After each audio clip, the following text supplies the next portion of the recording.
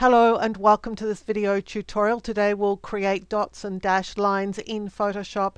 But before I start the video, I have additional training that you might be interested in at Skillshare. There's a coupon in the description below which includes an offer at least as good as the current Skillshare offer, and generally mine is even better. When you sign up for Skillshare, you get access to thousands of classes there, including over 200 of mine. So let's swing back to Photoshop and have a look at creating dotted lines. And there are heaps of ways of doing this with mixed results. So we're going to look at a few of them. The first one is just a simple process that's been around since sort of the year dot, if you like. This is the brush tool. And so what I'm going to do is go and find a brush to use. And I want a circular brush. So I've got a few legacy brushes here in the general brushes. You can choose a hard edge circle or a soft edge circle depending on what you want your dot to look like. If you want to adjust the hardness, you can do it up here, but I'm going to give mine 100% of hardness size. I'm not really worried about right now because I can do that on the fly by pressing the open and close squared bracket keys. The close square bracket key makes it larger, the open square bracket key makes it smaller. So once I've got an idea as to how big I want my dot to be, let's go and open up the brush settings panel. You can get to it using this icon or choose window and then brush settings. The brush setting that you want is over here in the brush tip shape area, and it's spacing. And quite simply what you want to do is roll out the spacing until you can see what it is that you want, dotted lines. Now you can disable smoothing if you want to, that's just fine. And certainly if your brush had any other options such as scattering or dual brush or shape dynamics, you'll probably want to turn all of those off too. Now you can just brush your line, and as you brush you get your dots. If you click once to start the dotted line, move to where you want it to go and then hold down the shift key as you click again, you'll create a line of dots, and this will work in all sorts of directions. And obviously you can just change the color of the brush here to paint dots in different colors. Now it's also possible in Photoshop to have different colors painted at the same time. Let me just quickly show you how to do that. I'm going to do yellow and a sort of red orange. Back into brush settings, we're going to choose color dynamics. And what we want to do is adjust these color dynamics. We want a foreground to background jitter, and as you do that you can just test this out and see what's happening. Well, this is spectacularly unsuccessful. The reason for this is that this setting is not turned on. Apply per tip, and when you apply it per tip you're going to get a different color dot every single time. If you want a bigger jitter, then you'll just dial your settings up higher. Now you can mix up the hues by just adjusting the hue jitter, and so now you'll add in extra colors beyond those that are in the palettes here. So there's just an idea about what you could do with that. Now it's going to work exactly the same for a square brush, but you're just going to need to start with a square shape. So you'll need to look out for a square shape, and if you can't find a square shape, then make one. The way you would do this is to create a brand new file. Say something that's like 2000 pixels by 2000 pixels. That would be a nice big square brush. We'll fill it with black because brushes do better in black and white. So I'm just going to fill this entire shape with black. I'll choose Edit, Define Brush Preset, and I'm just going to call this Square. Now let's go back to our document. I'm going to dial down the size of this brush. In the most recent versions of Photoshop, you'll find that that brush is automatically selected for you.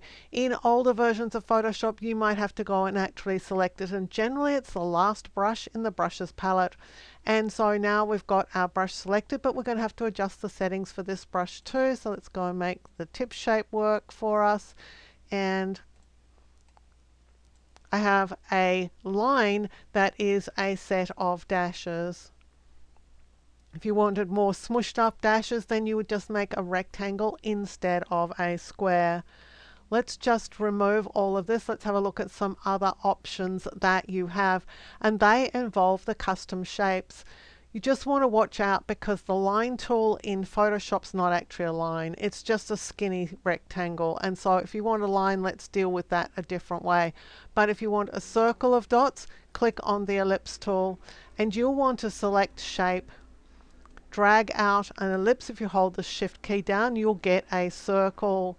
Now you can adjust the settings in the panel over here, or you can adjust them up here. We want a fill, which is no fill at all, and we want a stroke, which is the color of our dots. Let's choose a blue color. I'm going to dial up the stroke width to increase that because the stroke width is going to be the dimension of my dots. I'll go to this panel here and you'll see that there is a dotted line. There's also a dashed line, and so you could choose either of them. But you might be saying that there's a humongous big problem with this, and that is this down here. Well, this is how we're going to solve it. I'm going to use a circle for this right now. I'm going into more options, and you'll find that a dotted line is created by making a dashed line and setting the dash to 0. That's just what a dotted line is. The gap is the space between the dots, and right now we can see that we've got a problem down here. Note too that the caps are round. If you had a different type of cap, you wouldn't have a dot, you'd have squares. So just be aware that you need a round cap to have dots, and the dash that's 0 width. Now I'm going to the gap here and I'm just going to click in the box so I have it selected. I'm going to press the up arrow key or the down arrow key, and every time I press that, the gap is going to adjust by 0.01, in other words a really small amount. And what I can do is keep doing that until the dots at the bottom overlap with each other, and when I've got that I can just click away and then just deselect the shape and I end up with a circle of dots. Now you could do exactly the same thing with a rectangle. It's also possible to create lines a different way, and I think this is a better way than using the line tool here. I'm going to the pen tool, and don't worry, if you can click a mouse you can use this pen tool, but you are going to choose path instead of stroke. So we're going to click once for the beginning of our line, and if you want a perfectly horizontal or perfectly vertical line, hold the shift key as you click the other end. And this would also allow you to rotate around in 45-degree angles. So if you wanted a 45-degree angle, you could do that. If you just want a line that's going wherever you want it to, just click twice. Once at the beginning, once at the end, it's a straight line. Press escape because you're done with that. You're going to select the line with this path selection tool, so just select over it. You'll need to go to the paths palette, which is over here. If you don't see it there, choose window and then paths to get hold of your paths palette. And you're going to select your brush, so you want the brush selected that you want to stroke this line with. Well, I'm going for a circular brush this time, so let's just set that up.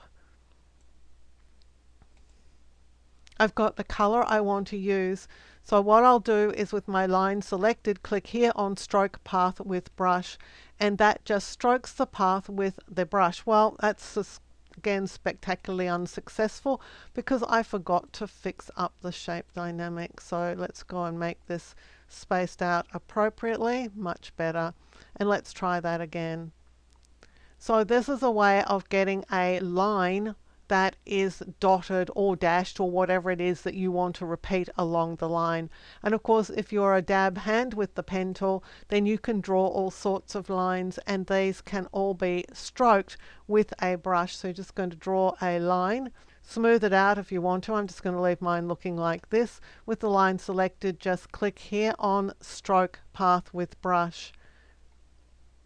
So those are a few of your options. There's one further option that you can get access to in the most recent versions of Photoshop. So let's just add a new layer and get rid of the layer that we've been working on. I'm going to fill it with white. I'm going to add a new layer because this is where my dots are going on, and for this I'm going to need a pattern, and so this is very, very easy to do.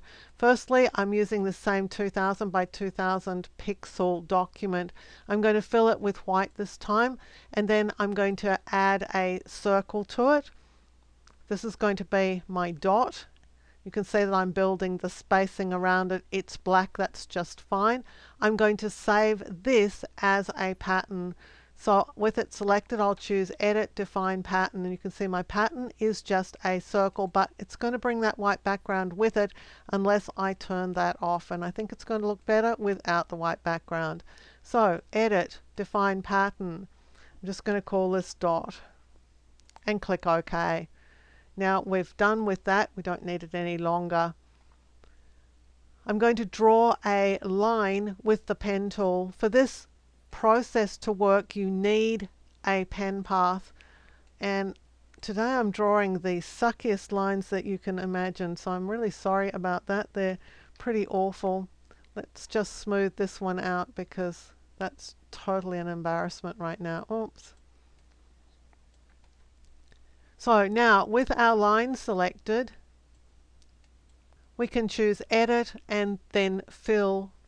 To choose Place Along Path as an option, but before you can do that, you actually need to select Pattern up here, and then you'll select your pattern, which in our case is the dot at the end, and then we're going to do Script, and we're going to choose Place Along Path, and I'll click OK. And now we get a sort of a look at what our pattern along the path might look like. It's probably pretty unreliable at this stage, so I'm going to drop down the pattern scale quite a lot. And I'll just click OK to see what I get. Well, you know, what I got was just nonsense. So obviously the pattern scale has to be much, much smaller.